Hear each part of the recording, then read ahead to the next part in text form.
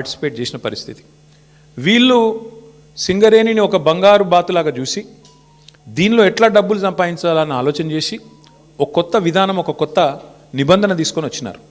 ఆ నిబంధన ఏందయ్యా అంటే, ఎందుకంటే సింగరేణి దక్షిణ భారతదేశంలోనే అతిపెద్ద కోల్ బ్లాక్, భారతదేశంలోనే అతిపెద్ద కోల్ బ్లాక్స్లో ఒకటి. అందుకే ఏం చేసినారు వీళ్ళు, చాలా ఆలోచన చేసి ఈ సృజన్ రెడ్డి అనేవాడు, ఆయనతో పాటు అక్కడ సింగరేణి సంబంధించిన అధికారులు, మరి భట్టి గారికి తెలిసి జరిగిందా తెలియక జరిగిందా, ముఖ్యమంత్రి గారికి అనుసరణలో జరిగిందా నాకు తెలియదు, కానీ ఈ సృజన్ రెడ్డి అనే వ్యక్తి మొత్తానికి ఒక కండిషన్ పెట్టించినాడు. ఏమని? ఖచ్చితంగా ఇప్పుడు ఉదాహరణకు మీరు తెలంగాణలో ఉన్నారు, ఎక్కడో జార్ఖండ్లో కోల్ బ్లాక్ ఉంది, మీకు కంపెనీ ఉంది, మీ కంపెనీకి అర్హతలు ఉన్నాయి, వాళ్ళు టెండర్ పిలిచారు, మీరు డైరెక్ట్గా ఆన్లైన్ టెండర్ వేయచ్చు. ఇవాళ రేపు మొత్తం ₹1,00,000 వరకు కూడా ఆన్లైన్ టెండరే కదా ఇవాళ. 1,00,000 దాటింది అంటే ఈ టెండర్, ఈ ప్రొక్యూర్మెంటు, ఈ టెండర్. అట్లాంటప్పుడు 1,000 కోట్లు 100 కోట్లతో ముడిపడ్డ కోల్ బ్లాక్లలో వీళ్ళు ఎంత పనికిమాలిన నిబంధన పెట్టారంటే, మీరు బిడ్ చేయాలంటే, మీరు పార్టిసిపేట్ చేయాలంటే, టెండర్లో మీరు ఇక్కడ బిడ్ వేయాలి అంటేనే మీరు సైటుకు స్వయంగా వచ్చి సైటు విజిట్ చేసినట్టు సర్టిఫికేట్ తీసుకోవాలి సింగరేణి దగ్గర అని పెట్టినారు. అంటే దీని ఉద్దేశం ఏంది? ప్రపంచంలో ఇప్పుడు ఆస్ట్రేలియా వాడు ఉంటాడు, అమెరికా వాడు ఉంటాడు, వాడు సింగరేణి బిడ్లో పార్టిసిపేట్ చేయాలంటే వాడు స్వయంగా రావాలా, వచ్చి సింగరేణి అధికారులను కాలు పట్టుకొని, వాళ్ళని వేలు పట్టుకొని బతిమలాడి ఆ సర్టిఫికేట్ తీసుకోవాలి, సైట్ విజిట్ చేసినా అని. వీళ్ళు ఏం చేస్తున్నారు?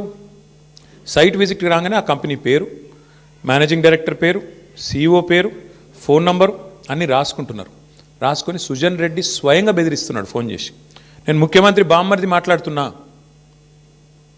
మీరు ఇందులో పాల్గొనొద్దు అని బెదిరిస్తున్నాడు. వినలేదనుకో, మేము వేస్తామా, మాకు సీనియారిటీ ఉందంటే వెంటనే ఏం చేస్తున్నారు, వాళ్ళకి సర్టిఫికేట్ ఇస్తలేరు, వాళ్ళు సైట్ విజిట్ చేసినట్టు కూడా సర్టిఫికేట్ ఇవ్వట్లేదు, తద్వారా వాళ్ళు పార్టిసిపేట్ చేయకుండానే ఎగరగొడతా ఉన్నారు. ఇది జరుగుతూ ఉంది సింగరేణిలో.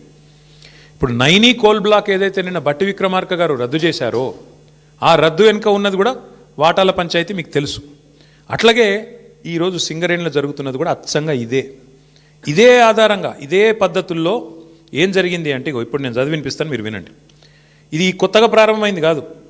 రేవంత్ రెడ్డి గారి గవర్నమెంట్ రాగానే, కాంగ్రెస్ గవర్నమెంట్ రాగానే ఈ దోపిడీ స్టార్ట్ అయింది. ఎప్పుడు స్టార్ట్ అయింది? ఫిబ్రవరి 24 నుంచి స్టార్ట్ అయింది. ఫిబ్రవరి 20 రోజు ఎంక్వైరీ డేటు, ఒక 385 కోట్లది టెండర్ పిలిచిండ్రు. అప్పుడు ఇంకా ఈ సైట్ విజిట్ పెట్టినట్టు లేరు, అందుకే అప్పుడు కూడా లెస్లనే పోయింది. తర్వాత ఇంకొక టెండర్ పిలిచిండ్రు మేలో, అది కూడా లెస్లనే పోయింది. Godavari Khani RGOC1, RGOCP3 mine, ఈ రెండు కూడా ఇంకా అప్పటికి దిక్కుమాలిన దంద మొదలు కాలే. ఆడికెళ్ళి మొదలైంది కథ. ఎప్పుడు? 24కి వెళ్ళి 24 జూన్కి వెళ్ళి మొదలైంది. ఫస్ట్ టెండర్ ఎప్పుడు స్టార్ట్ అయిందంటే, విక్రమ్ రెడ్డి అన్నట్టు ఆయన కాంట్రాక్టరు, తర్వాత సృజన్ రెడ్డి, దీక్షిత్ రావు, G వెంకటేశ్వర్ రెడ్డి, తర్వాత CH సుశాంత్, సుధీర్ హీరాలాల్ ధోలు, వీళ్ళందరూ కలిసి రింగ్ అయ్యి మొత్తానికి ఇప్పటికీ 7 టెండర్లు అన్నీ కూడా ఎక్సెస్ బేసిస్లో ఇదే సైట్ విజిట్ సర్టిఫికేషన్ అనే అడ్డమైన నిబంధన పట్టుకొని, అంటే కాంట్రాక్టర్ సైట్కు రావాలి, వస్తేనే సింగరేణి సర్టిఫికేట్ ఇస్తుంది. తప్పన కాంట్రాక్టర్ నేను బిడ్ వేస్తా అంటే సర్టిఫికేట్ ఇయ్యేది. సృజన్ రెడ్డి ఫోన్కు ఆయన బెదిరింపులకు లొంగకపోతే వినకుండా ఎక్సెస్, ఇప్పటికీ గతంలో -10, -22లో పోయిన టెండర్లు ఇవాళ డైరెక్ట్గా సృజన్ రెడ్డి కంపెనీకి 207 కోట్ల కాంట్రాక్టు ప్లస్ 12%కి వచ్చింది. శోధా కన్స్ట్రక్షన్స్ అనే కంపెనీ సృజన్ రెడ్డిది, అలా భార్య పేరు ఉంటుంది అందులో. ఇది వాస్తవమా కాదా దయచేసి మీరు తెలుసుకోండి, కాపీ కూడా మీ అందరికీ ఇస్తాను, మీరు కూడా తెలుసుకోవచ్చు. అట్లాగే వీళ్ళందరూ ఇప్పుడు GVR, CH సుశాంత్, దీక్షిత్, ఇదంతా ఒక రింగు ముఠా. ఈ ముఠాకి నాయకుడు సృజన్ రెడ్డి, రేవంత్ రెడ్డి బావమర్ది, వీళ్ళందరూ కలిసి వేసిన రింగు టెండర్లు. ఇది నిన్న హరీష్ రావు గారు బయట పెట్టిండు. ఏమన్నాడు హరీష్ రావు గారు నిన్న? నైని ఒక్కటే రద్దు చేస్తే సరిపోదు భట్టి గారు, మరి నీకు తెలియకుండా జరుగుతున్నాయి ఇవన్నీ, ఇవి కూడా రద్దు చేస్తావా లేదా అన్నాడు. దాంతోనేంది, ప్రభుత్వం లిక్కిపడ్డది. ఓహో, మా దొంగతనం బయటపడుతుంది కాబట్టి ఏం చేయాలి? హరీష్ రావుకు నోటీసు, నిన్న సాయంత్రం నోటీసు, పొద్దున ఎంక్వైరీ. ఇది మొదటిసారి కాదు, 1000 కోట్లకు పైగా సివిల్ సప్లై స్కామ్ జరిగిందని బయట పెట్టంగానే అప్పుడు ఇట్లనే డైవర్షన్. మూసీ 1,50,000 కోట్ల కుంభకోణం బయట పెట్టంగానే అప్పుడు ఇట్లే డైవర్షన్. కొడంగల్లో అల్లుడు గారి ఆమ్యామ్య లగచర్ల భూములు కొట్టేస్తున్నాడు, అల్లుడు గారి కోసం ఆయన మ్యాక్స్ బిఎన్ అనే ఫార్మా కంపెనీ కోసం అనగానే అప్పుడు ఇట్లనే మా నరేందర్ రెడ్డిని తీసుకుపోయి 37 రోజులు జైల్లో పెట్టిండ్రు, ఆయనతో పాటు రైతులను జైల్లో పెట్టిండ్రు. తర్వాత విద్యుత్ కుంభకోణం, కాళేశ్వరం కమిషను, ఫోన్ ట్యాపింగు, గొర్రెల సాము, ఫార్ములా ఈ, మన్ను మశానం అని ఫోన్ ట్యాప్, మొత్తానికి 2 years టైంపాస్ వ్యవహారం తప్ప ఒక్కటంటే ఒక్కటి ఈరోజు వరకు రుజువు చేసింది లేదు, పీకింది లేదు. అయినా ఇంకోటి వీళ్ళు మర్చిపోతున్నారు. హరీష్ రావు గారు అంటే ఎవరు? హరీష్ రావు గారు మీ మొత్తం క్యాబినెట్నే, అసెంబ్లీలోనే ఫుట్బాల్ ఆడుకున్నాడు కదా. మీకు సబ్జెక్ట్ రాదు, మీకు తెలియదు, పీకది. ఆయనతోనే అసెంబ్లీలోనే అందరి ముంగట్నే తిట్లు పడ్డారు మీరు. 8 మంది మంత్రులు దెబ్బలు పడ్డారు మీరు. అట్లాంటి ఆయన ఇయ్యాలన్నట 5-6 పోలీసు అధికారుల మీద కూర్చోబెడితే ఏం ఫరక పడుతుంది?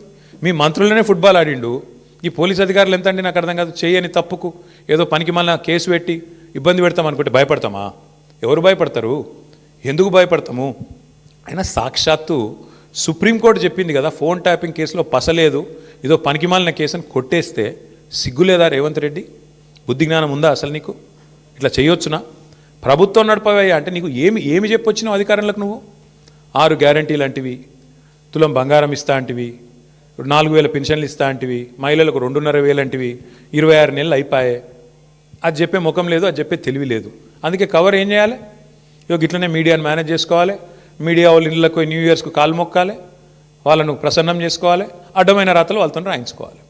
ఇది నీ చిల్లర బుద్ధి, ఇది నీ లేకి బుద్ధి, ఇది రేవంత్ రెడ్డి యొక్క చిల్లర వ్యవహారం. వీళ్ళకు రాజ్యాంగం మీదనే కాదు, స్పీకర్ గారిని చూసినాం మనం, రాజ్యాంగం మీదనే కాదు, వీళ్ళకు సుప్రీంకోర్టు మీద కూడా గౌరవం లేదు సన్నాసులకు.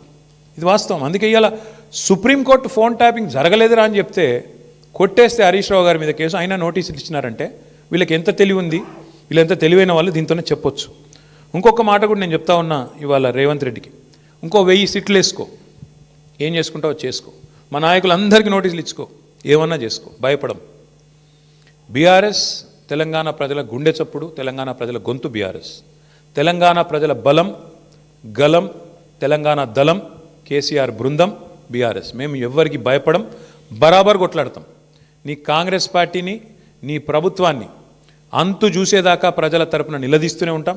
నువ్వు ఎన్ని విచారణలనే చేసుకో, ఎన్ని రకాలుగా మా వాళ్ళని వేధిస్తున్నావు, ఈ వేదిక మీద కూర్చున్న వాళ్ళందరికీ తెలుసు. అందరికీ ఏదో రకంగా వేధింపులు, రకరకాలుగా చిల్లర పనులు చేస్తూనే ఉన్నారు. ఇంకా ఇప్పుడు ఈ అందానికి ఇప్పుడే చూసిన ఇక్కడికి వచ్చేటప్పుడు కేసీఆర్ గారికి నోటీస్ ఇస్తారట, ఏది ఈ లొటపీస్ కేసులో. ఇచ్చుకో, ఏం చేసుకుంటావో చేసుకో, ఏం భయపడం. ఏం చేసుకుంటావో, ఎన్ని అడ్డమైన స్టోరీలు నడిపించుకుంటావో, ఎన్ని కథనాలు వడ్డించి వారుస్తావో వార్చు, ఏం భయపడం. అన్నీ ఎదుర్కొంటాం. దేశంలో ఇంకా న్యాయం, ధర్మం ఉంది, న్యాయస్థానాలు ఉన్నాయి, వాటి మీద మాకు గౌరవం ఉంది. తప్పకుండా నీలాంటి దుర్మార్గులతో ఎట్లా కొట్లాడాలో అట్లా కొట్లాడతాం. కానీ ఇక్కడ ఈ మొత్తం కేసులో ప్రధాన దోషి ఇవాళ ముఖ్యమంత్రి బావమరిది. మొత్తం ఈ కోళ్ళు కుంభకోణంలో, సింగరేణి కుంభకోణంలో ప్రధాన ముద్దాయి సింగరేణిలో ఇవాళ మొత్తం king pin, ring master Srujan Reddy అని ముఖ్యమంత్రి బావమరిది. ఇదివరకు అమృత్ స్కామ్లో కూడా ఈ ముద్దాయే భాగస్వామి, ఇప్పుడు కూడా ఈ సింగరేణిలో కూడా ఆయనే ఉన్నాడు. నేను సూటిగా కిషన్ రెడ్డి గారిని, భారతీయ జనతా పార్టీని అడుగుతా ఉన్నా, మీకు నిజంగానే ఈ పాపంలో, ఈ దొంగతనంలో మీకు వాటా లేకపోతే, ఈ దొంగతనంలో మీరు భాగస్వాములు కాకపోతే మీరెందుకు స్పందిస్తలేరు? సింగరేణి అంటేనే ప్రభుత్వ రంగ సంస్థ, 51% రాష్ట్ర ప్రభుత్వానిది, 49% కేంద్ర ప్రభుత్వానిది వాటా.